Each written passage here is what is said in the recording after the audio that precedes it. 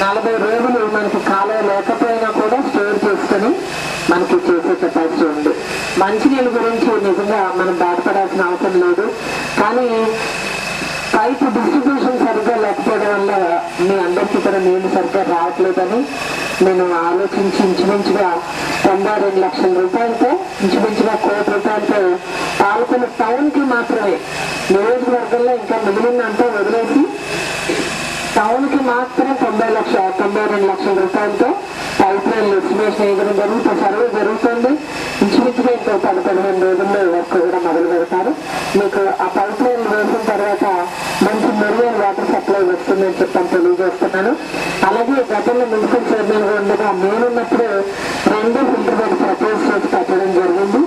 నేను ఉండగానే శాంక్షన్ అయింది కూడా. అది జస్ట్ ఇంకొక 2-3 నెలల్లో దిగిపోతామనగా శాంక్షన్ అయింది. కన్స్ట్రక్షన్ పూర్తయింది. ఇప్పుడు రెట్టింపు వాటర్ సప్లై అవుతున్నాయి కాబట్టి రెట్టింపు మంది